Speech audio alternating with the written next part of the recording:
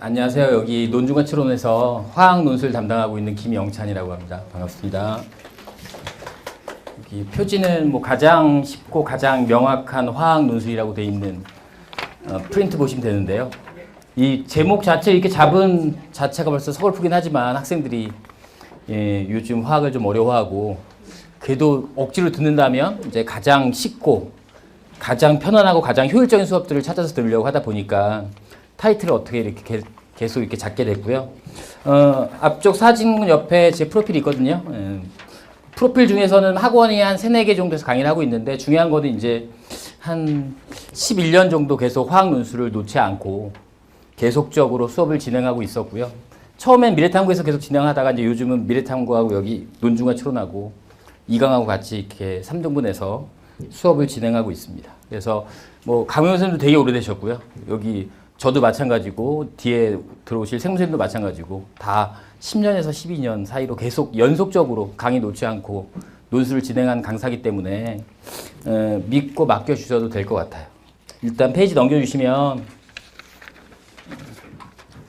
1번에 과학 논술을 준비하는 학교들이 있는데 어머님들이 이 파트에서 가장 많이 물어보시는 거는 화학 1 준비와 화학 2 준비를 제일 많이 물어보세요. 그리고 여기 수학은 다 보는 거니까 과학만 보는 학교들 적어놨거든요. 건국대부터 시작해갖고 아주대 의예까지 적혀 있고요.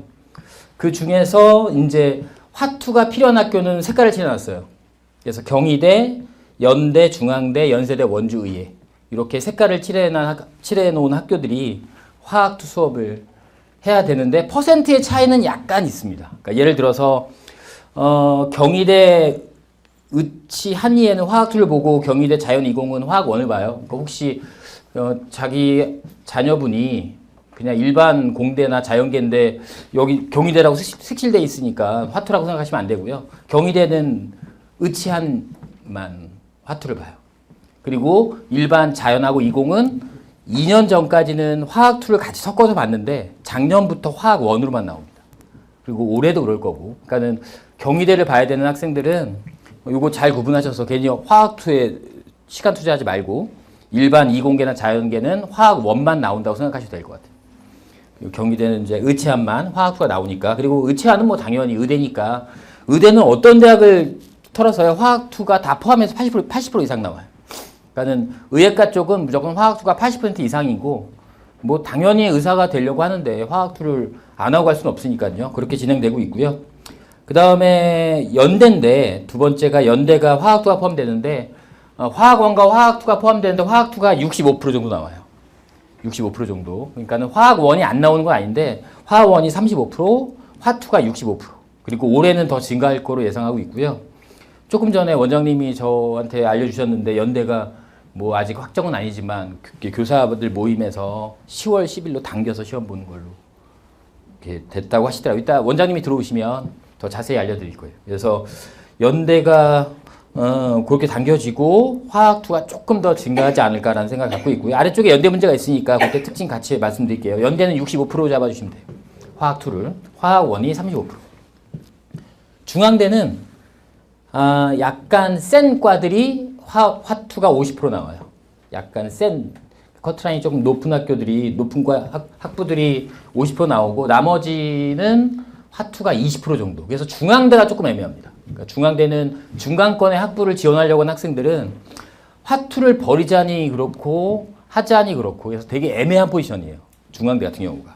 근데 이제 중앙대 약간 점수가 높은 컷의 학부들은 화2가 50% 정확히 나오고 있습니다. 마찬가지 문제 보시면 확인할 수 있고요.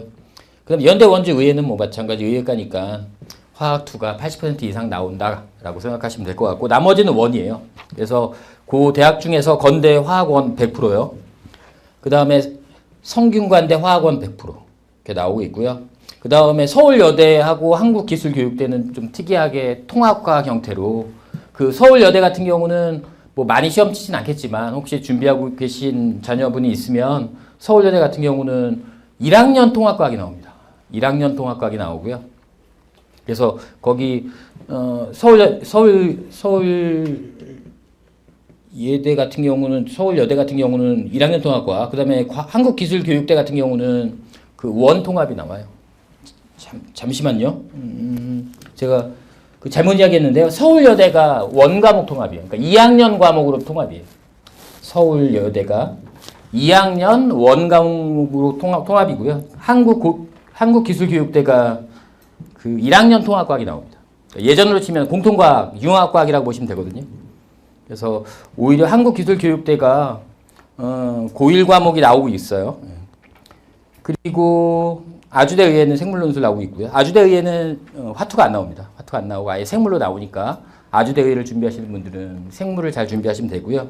이 중에서 이제 수능 최저 없는 학교는 연대하고 한국기술교육대하고 이렇게 두 개가 수능 최저가 없어서 많은 학생들이 시험을 보려고 하고 있어요.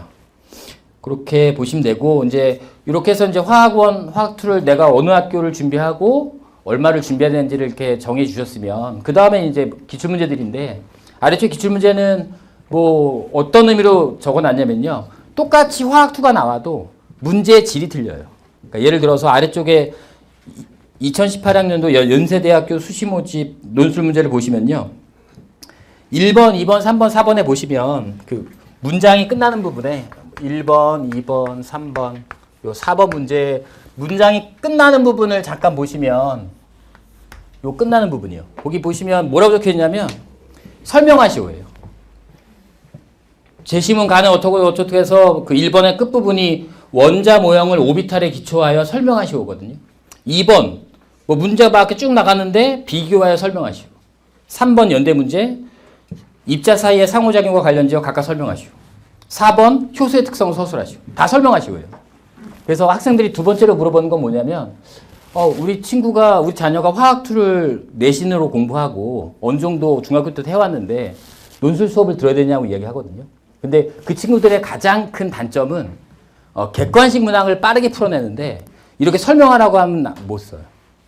그러니까 연대를 반드시 시험을 보고 요번에 연대에서 조금 화학 논술이 그 중요하잖아요. 수학이 60이고 과학이 40%거든요. 그래서 수학을 아무리 잘 봐도 과학 40%를 못 보면 연대는 떨어집니다.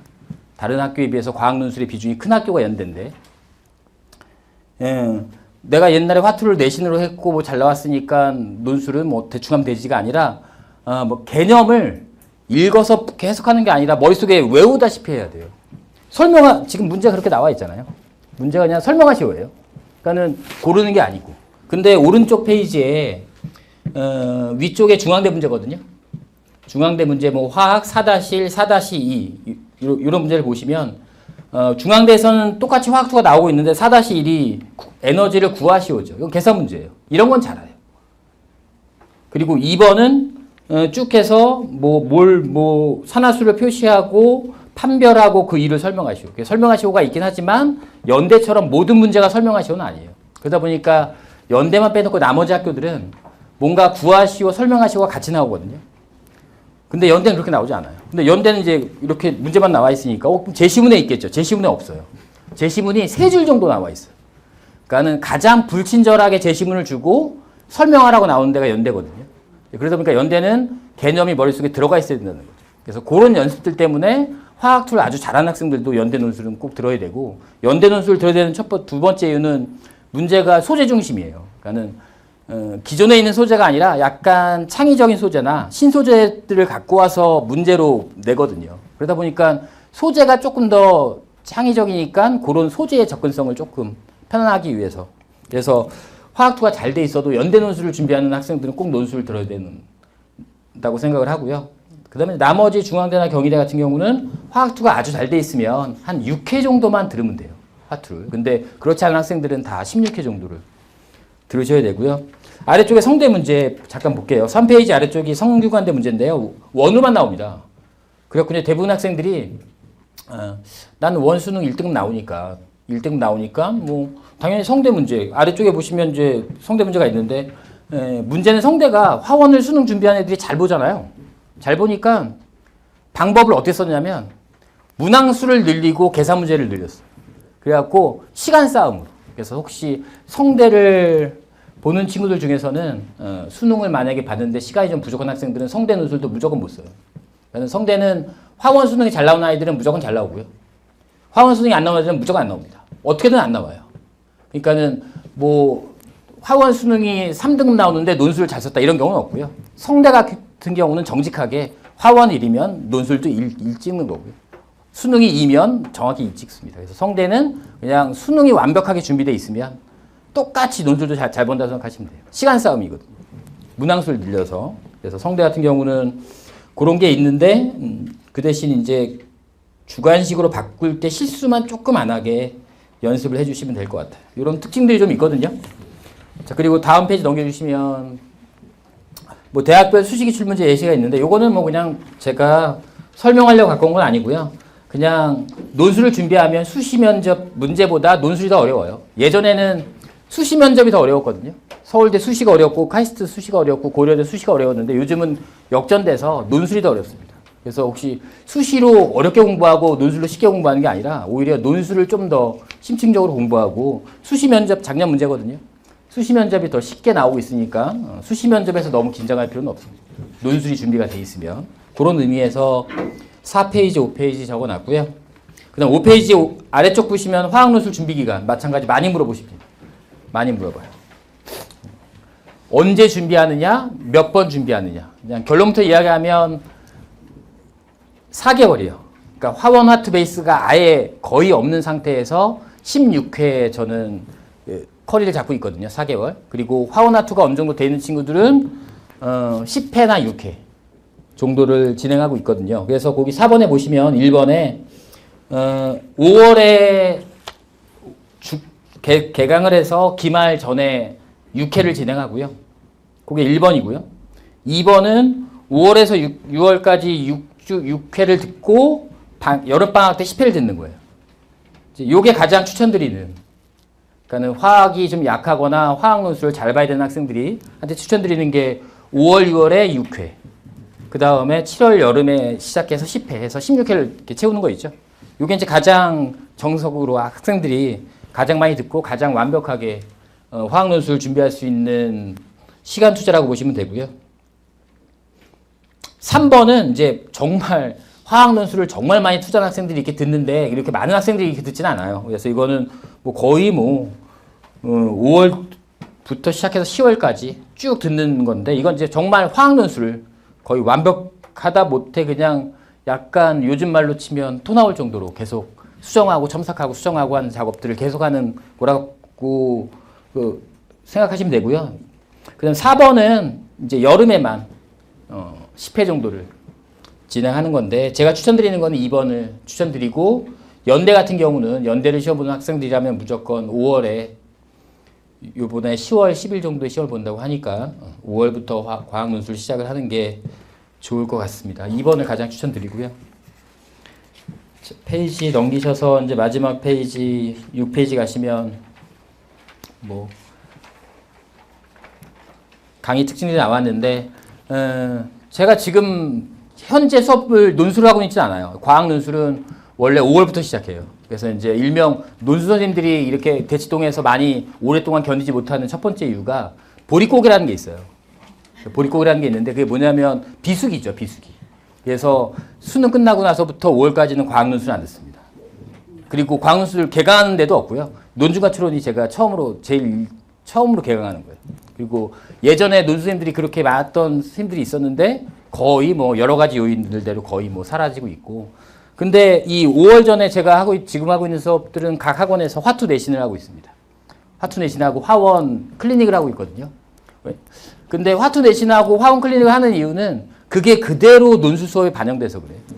그렇기 때문에 제가 지금 여기 이렇게 적어놨잖아. 화학 교과의 핵심 개념 강의라고 적혀 있는 그 2번은 수능과 논술 내용을 함께 제시하고 나와 있는데 제가 그 수업들을 6개월 동안 진행하고 있기 때문에 연결시킬 수 있는 거예요. 그거 없이 만약에 비수기가 없이 제가 1년 내에 논술만 한다면 그래서 지금은 오히려 제가 그게 장점이 됐어요. 오히려 이 보릿고개가 제가 수능과 논술과 면접을 연결시킬 수 있는 이제 페이가 나와야 되니까 제가 먹고 살아야 되니까요. 그 비수기를 견디다 보니까 이게 연결되게 됐어요. 이게 연결된 지가 한 4년에서 5년 정도 됐는데 그래갖고 1번, 2번을 자신 있게 화투 내신 제가 하고 있는 진행하고 있는 학교만 지금 22개 학교입니다. 화투 내신만 다 이주희하고 서초하고 반포하고 잠실까지 다 하고 있는데요. 그래서 이제 이렇게 자신 있게 적을 수 있습니다. 교과 개념을 연결시키고 화투 내신 수능을 할 수 있다는 걸. 그래서 그렇게 하고 맡겨주시면 될 것 같고요. 세 번째, 네 번째는 뭐 논술 진행하시는 선생님이라면 뭐든지 기본적으로 진행하고 있고, 이제 첨삭은 조교를 좀 맡으시는 분이 있고, 제가 직접 하는 경우도 있는데, 제가 150명이 넘지 않은 이상은 제가 직접 하고요. 그 이상이 이제 되거나 이제 그 파이널이나 이제 이럴 때는 제가 일부를 맡긴 하는데, 그 전까지는 제가 다 하루 종일이 걸려더라도 제가 직접 지면 첨삭을 하는데, 그 이유는 조교가 맡겼을 때 그 시급만큼을 못해요. 혹은 자기가 전공하고 있어도 자기가 그 정해진 것만 적어주지 그 이상의 어떤 멘트들을 안 적어주거든요. 그러다 보니까 결국은 제가 투자한 비용보다는 학생들의 만족도가 너무 낮아서, 제가 예전 한 6년 전에는 그런 걸 했었는데 6년 후 전에는 이제 그 최근에는 뭐 거의 뭐 최근 6년 동안은 제가 직접 계속적으로 진행을 하고 있으니까 뭐 첨삭이 조금 부족하거나 학생이 그래서 뭐 불만족스러워서 그런 경우는 없을 거라고 생각하시면 될 것 같아요. 그리고 이제 제 마지막 시간표는 이제 시간표만 알려드리고 마무리하도록 할게요. 저기 토요일 저녁 6시 30분에서 9시 30분이에요. 그리고 5월 10일 날 개강하고요. 그 일요일 저녁하고 토요일 저녁이 가장 학생들이 그나마 탄력적으로 운영할 수 있는 시간이라고 생각을 합니다. 그래서 그 시간으로 집어넣어 놨으니까 혹시 연대를 보거나 혹은 화학이 조금 필요한 학생들은 듣게 해주시면 감사하겠습니다. 여기까지로 마무리하겠습니다. 감사합니다.